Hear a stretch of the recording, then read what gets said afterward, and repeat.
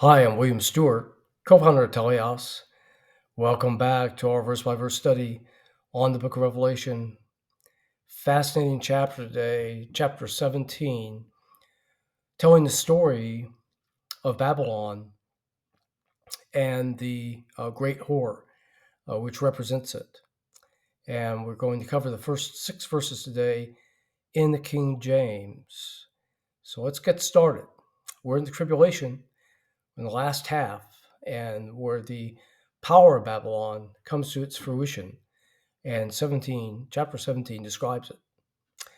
And there came one of the 7 angels which had the 7 vials. So this is from the bowl judgments of the last chapter. And talked with me, saying unto me, Come hither, and I will show you unto thee the judgment of the great whore that sitteth on many waters. So the whore here is the world system. It's generally thought, and again, you'll have to read and make up your own mind, that was generated in Genesis 10 from Babylon, led by Nimrod, that rebelled against God after Noah.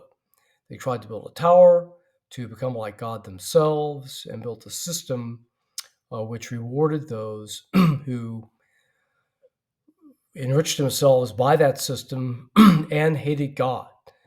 We saw it then. We've seen it all through history. We see it now. It's alive and well.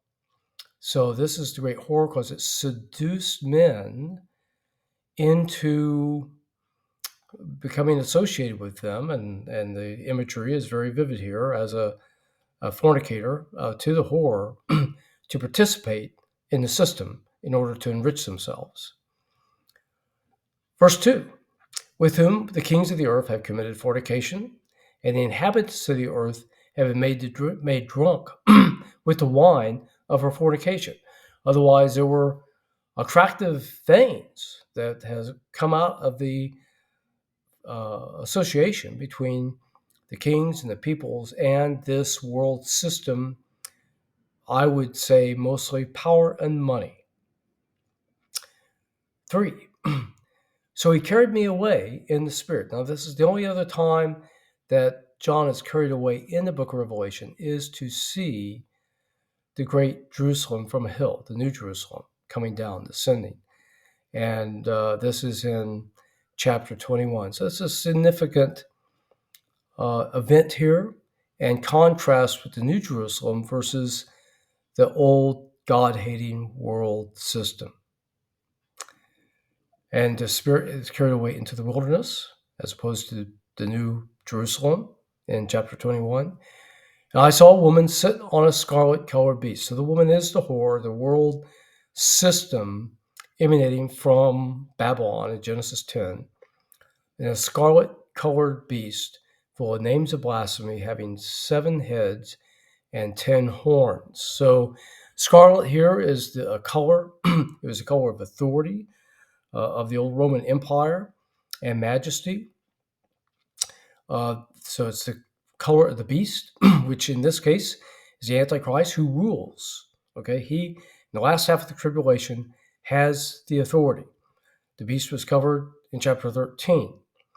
The 7 heads and 10 horns, it's mentioned in chapters 12 and 13. They seem to be associated with the beast and with Satan, and it seems to be associated with satanic power. Horns were associated with power, from probably alluding here to the old Hebrew word keren, horn, power, like a horn of a ram, and 7 heads. Again, authority, power. 4,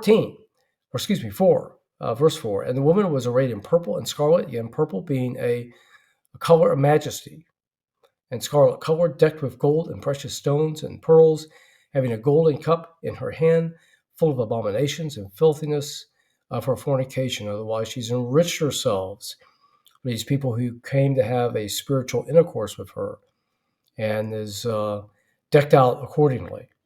Verse 5, and upon her forehead was written, Mystery, Babylon the Great, the mother of harlots and the abominations of the earth. So the mystery is the Greek word mysterion, something that was not known but is made known. Here, the full abominations and the character of Babylon, which has ruled the world under Satan, is being made known. And I saw the woman drunken with the blood of saints and with the blood of martyrs of Jesus. And I saw her, I wondered with great admiration. So people who hate God hate Christians, as Christ promised in John 15.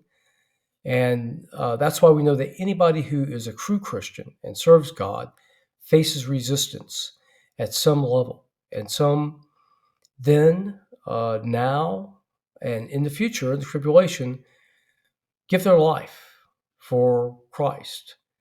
And here it's talking about this, the author of this is that this world system controlled by Satan, a terrible feature of the globalists who hate God, control the world, and